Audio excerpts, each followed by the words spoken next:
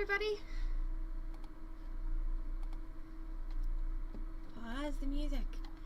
Happy Tutorial Thursday. How's everybody doing out there in the wilds of the internet today? I know I'm running a little bit late today. I'm sorry, I had some technical difficulties, and then Carol May had some technical difficulties, and apparently it's just a technical difficulties kind of day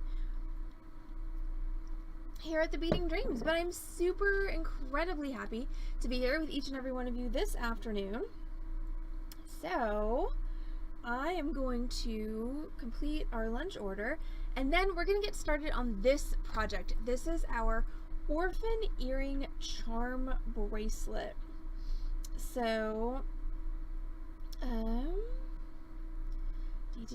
so it always kind of makes me sad when people come into Beading Dreams and say that they, have thrown out earrings because they lost the mates to them. And it's like, but earrings are just two pendants, two charms, two cool things that you can use to do whatever you want. And in this case, we're going to use our Orphan earrings to make a little charm bracelet. Now you could also make a charm necklace. It can pretty much do whatever you want. Though I do want to ask, is anybody still out there? My Twitch folks, are you still there? Because all of a sudden my viewer count dropped to 0, and I don't know if it's just fooling me or if something technically is still malfunctioning. Sorry, I may be a little frustrated with technology today. Also, I do need to share with you potentially 1 to 3 people who are watching. Yay, Diane's there. That I was also a wee bit late getting to work today because I tried to put on a jacket that I haven't worn since pre-COVID, and I got stuck in it. I had that horribly awkward thing where you can't get it all the way up your arms to your shoulders, but you also can't get it down your arms to get it off. Ziggy was extraordinarily not helpful in this particular situation. I'm really glad that there's no record on the internet of me just in my bedroom like struggling with my jacket for 5 minutes to finally get it off of my arms. And so yeah, see, technical difficulties and wardrobe malfunctions. That's what today has been like here at the Beading Dreams. But I'm again so excited to be here for this tutorial with you. So let's talk about what do you need to do this project. And what you basically need are earrings that you either don't like anymore and want to repurpose or have lost the mates to. You can also use, so in addition to these beaded earrings that I'm going to disassemble and use, I have all of the other halves of the pairs of the beaded earrings that I used to make my sample. Then I'm also going to use, I've got this one cool clip earring. Actually, I don't think it's a clip earring. I think it's like a shoe clip or something, because that really not very comfortable on the ear. But I'm going to show you how to take something like that and turn it into a charm. And I also have just a couple of random kind of cool charms that I may or may not, oops, upside down elephant, may or may not mix in to my bracelet. I also am going to need some chain. You can use any size chain really. For charm bracelets, I kind of prefer like a larger link chain, something like this one that I'm using today, but really you can use any chain that you want. The only limiting factor here is it's gotta be able to fit, sorry, move over camera. It's gotta be able to accommodate your jump rings. So we are gonna attach all of these Orphan bits to our chain with some heavy gauge jump rings. So these are 20 gauge jump rings. If you are a paranoid jump ring person, you can also use 18 gauge jump rings. So whatever size jump ring you decide to use for this project, your chain has to have a length that's big enough to accommodate said ring. And obviously the links on this chain are ginormous, so there's not going to be any problem with that. You're going to need a clasp. And I did discover on my sample, and it's not that I didn't know this, but every once in a while it kind of rears its ugly head of, you know, if you're using a toggle clasp, don't forget you need to add a couple extra jump rings to give your clasp enough leeway to actually pass through the loop and fasten your bracelet. I'm going to go ahead and just use a regular lobster claw clasp on stream today. Assorted jump rings, assorted random bits, chain clasp, and then you're going to need your basic wire working tools. And in this case, we're not even going to use our round nose pliers for today's class, so you're just going to need 2 pairs of chain nose pliers, because we're going to use jump rings, so 2 pairs of chain nose are going to be your secret weapon for opening jump rings. And then you're going to need wire cutters, and you're going to need, specifically if you've got things like clip earrings, or again this kind of wacky shoe clip thing that you want to turn into pendants that you need to cut the backs and such off of, you need a heavy duty wire cutters. Okay, so don't use your nice fine Lindstrom or Tronex pliers for that particular part of this project, because you will be very, very sad because they will get ruined and then you will have to replace them,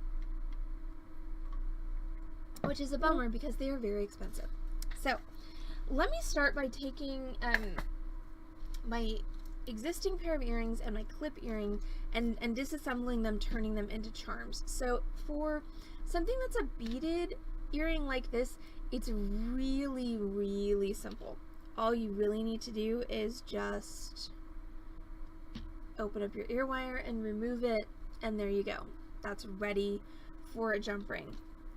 For something like this shoe clip, it's a little bit more difficult. So what I find with this type of vintage piece is a lot of times, instead of cutting it off, it's actually easier to grab the metal with your pliers and sort of bend it. And a lot of times the rivet or whatever, you know, is holding it on will just release. Especially if it's a vintage piece that's old, the metal probably has some fatigue on it already, and so you're gonna get a better finish if you do that, because now what I have is I've got this little button that's the rivet, and all I need to do is chop it off flush with the back, and I've got a nice smooth finish on that.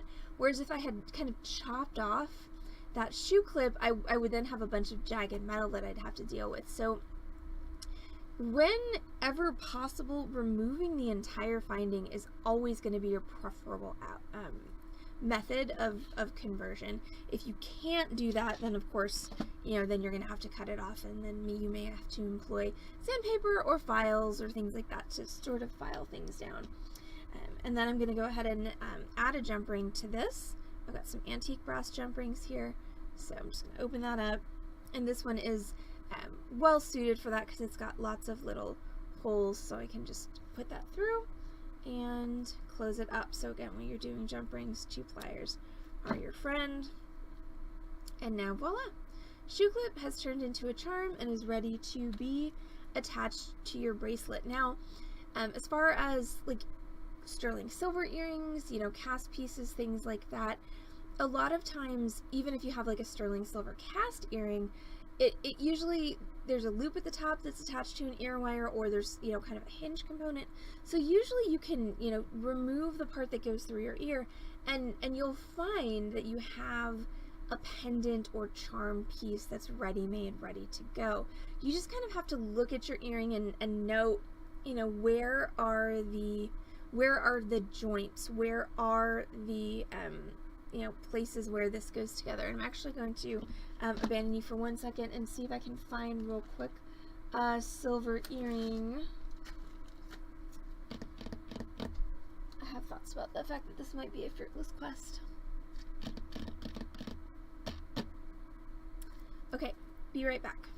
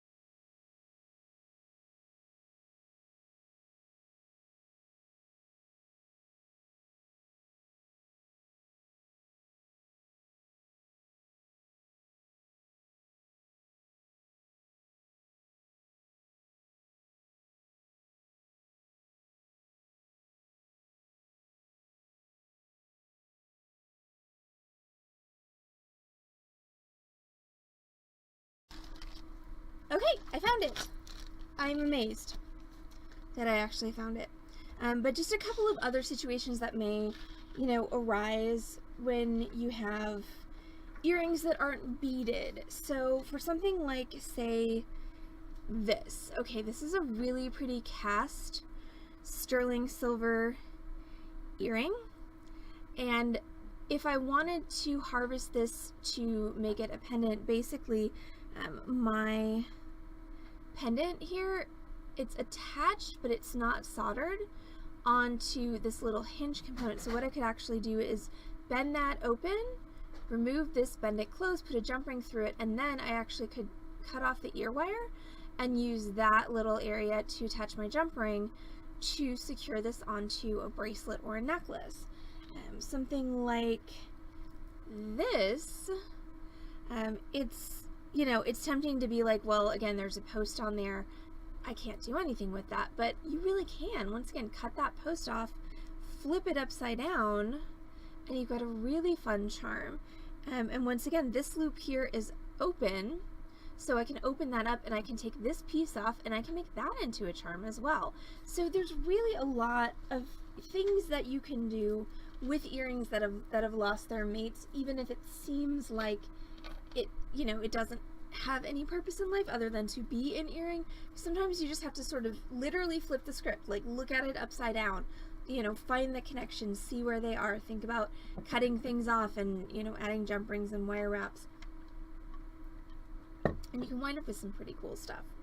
So now that I've got all my Orphan earrings, of course these I had pre-disassembled because these are the other halves of the ones that I used for my sample. I've got my little shoe clip. I've got my random charms.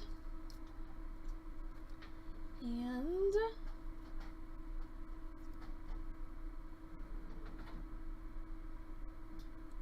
yeah, I think I'm going to go ahead and disassemble this earring for y'all just so you can see. So this is literally, it just opens. So that's another thing, is learning to look for the non-soldered connection. So you can actually see that that has an opening there. Makes it incredibly easy. Then I'm going to take my heavy duty wire cutters. Once again, don't do this with your nice wire cutters because you will destroy them. I'm going to remove that post. That is sterling, so I can recycle that. And then that is going to leave me with a bit of kind of a nub on the back that's not really very pleasant. So I'm going to go ahead and just take my emery board and file that down.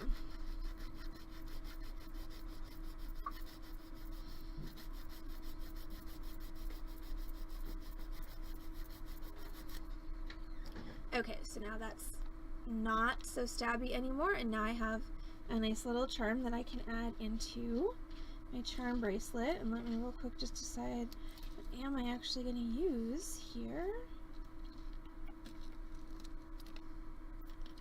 Make just kind of a fun eclectic little mix of my Orphan earring parts and my charms.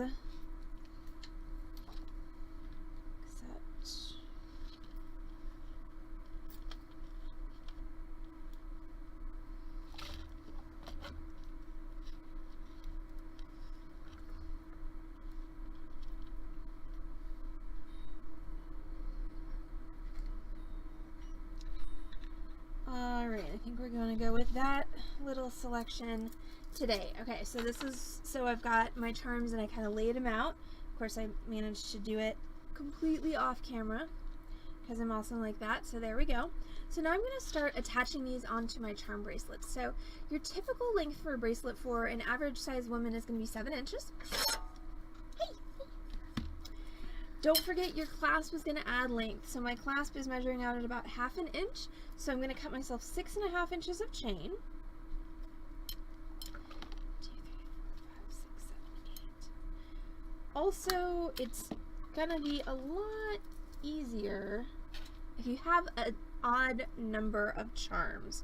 So right now I have an even number of charms because apparently I don't know how to take my own advice. So I need one more little charmy thing, which of course I have about 8,000 little charmy things over here somewhere in my work area. I'll use that little linen moth that I didn't use last night. Okay, so now I've got 9 charms, and I've got my chain that I have cut. So, four, all right, so what I've decided is that this is going to be my center. So if you're going to try and find the center of your chain, the easiest way to do it is to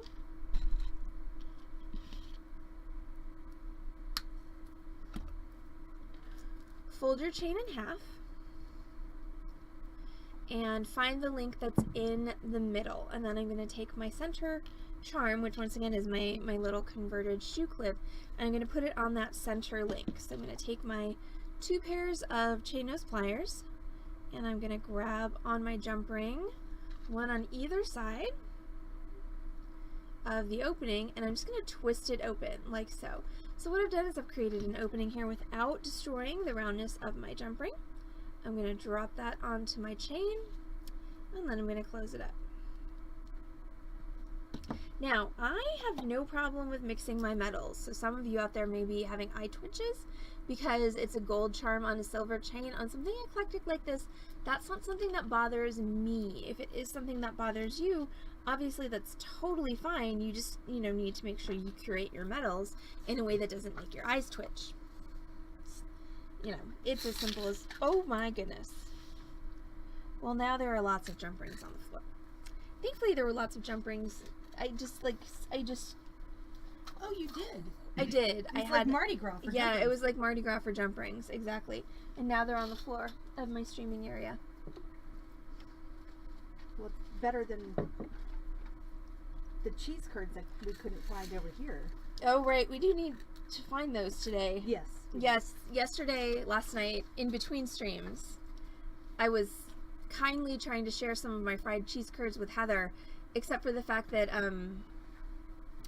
cheese curds are roundish and bouncy, and so I put 2 of them on a fork and tried to put them on Heather's plate, and they just fell on the ground, and then they rolled away, and we have no idea where they are. So yeah, Diane, are you raising your hand for a question, or are you like agreeing with the whole dropping shit on the floor happens thing? Okay. Wow, that was well before 9. It's after 9 a.m. Yes, it is. Or after possibly 9 p.m. last night. Or possibly Diane is agreeing that saying that she's one of the people who mixed metals makes her eyes twitch. Yes. Sorry, now I'm just... Oh wow, there are actually jump rings in my shirt. Sorry. Go jump me. rings in your shirt. Yes. Not down my bra, but like my shirt's kind of puddled in my lap because it's a longer shirt, and like there were just jump rings all up in it. Okay, so now we're gonna go ahead and we're gonna connect the rest of these onto my chain. So again, I'm gonna take my 2 pairs of chain nose pliers, 1 and 2. I'm going to twist my ring open. Now, when you're putting pieces onto a chain, and I specifically picked this giant link chain because it's really easy to see, okay? On all of your cable style link chains, you can see that your links are going to be perpendicular to each other, meaning I've got, these 2 links are facing one way and this link is turned at 90 degrees to them. So when you're putting together something like a charm bracelet, you want to make sure you use the links that are the same direction, and you want to make sure that you use the same side of the link, because if I put one charm up here and one charm down here, it's never ever going to lay right. So my trick for that is to find the link that you want to use, grasp the side that you want to use, and then fold your chain over and hold it like so. This does 2 things. Number 1, it gives you the maximum area of the link upon which to attach your charm. Number 2, it makes it literally impossible to attach it on the wrong side. So now I'm going to take my jump ring, I'm going to string that through. Was that the door? We've got 2 food orders coming. Right. Drop my charm on there, and then grab my second.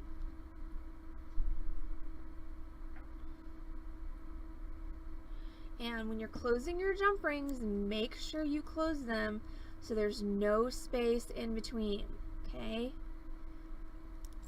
Jump rings get a bad name a lot of times because... Just a shark. I see. Because people don't close them properly. And of course they're not going to hold if you don't close them properly. All the food people have instructions. Oh, but... Okay, but one of our orders is here. Oh, okay. But I can grab it after the stream. Close! Nope, won't close.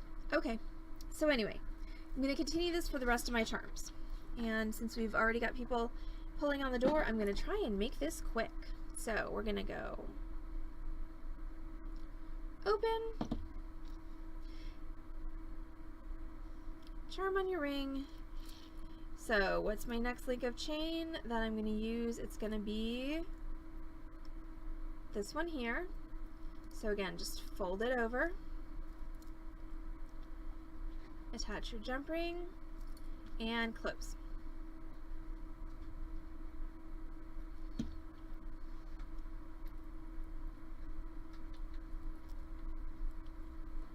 Oh, did Carol grab it before she went to the bank? Yes. Got it. So I'm guessing that's my tacos because I ordered them first. It is. So now I have to resist the fact that there are tacos right there, and I have to finish this stream.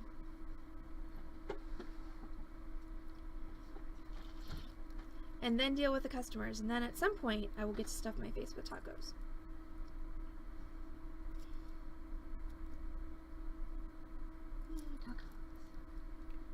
And jalapeno ranch. Yes. Alright, so there is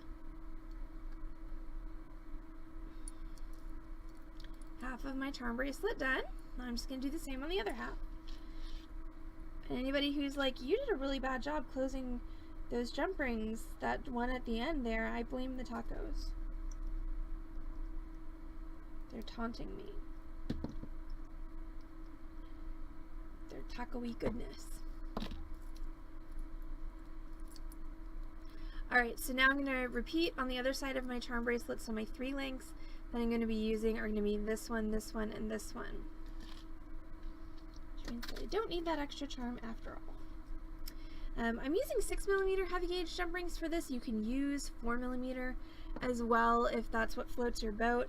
The only thing about 4mm jump rings is sometimes they're not big enough to, you know, easily hold your charms and go around your chain. So you just want to make sure whatever jump rings you use, that your chain and your charms and everything have complete freedom of motion. Anything that gets kind of, you know, bound up and stuck on your chain is eventually gonna wind up with the jump ring coming undone. And that means you're gonna lose your charm, and that means that the world is sad. Open.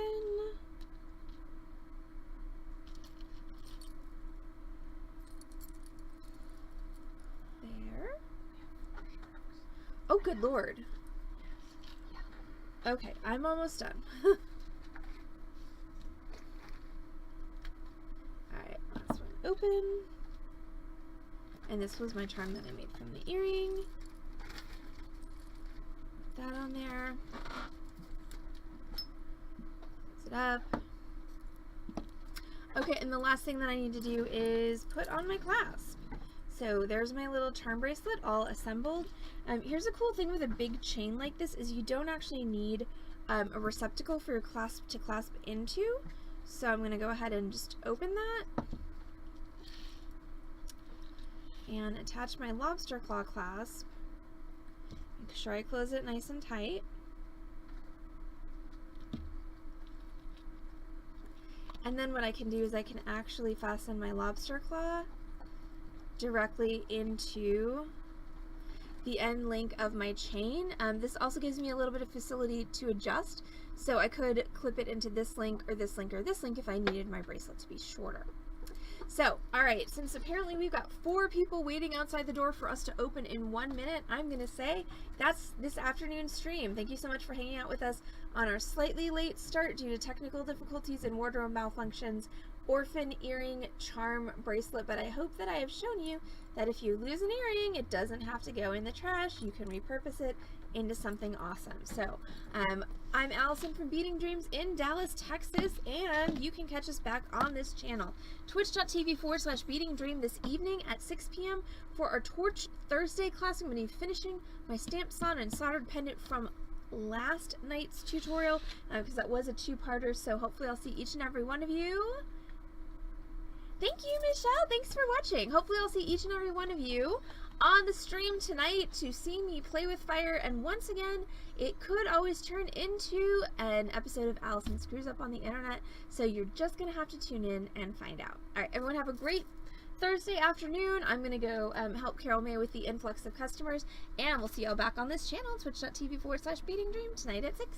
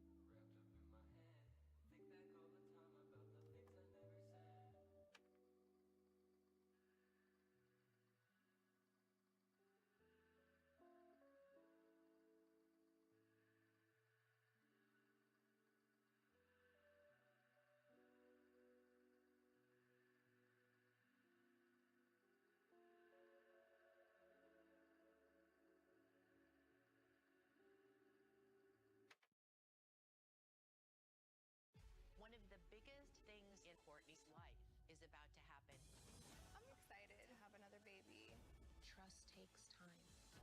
Who are you texting, Ken? Does his name rhyme with feet?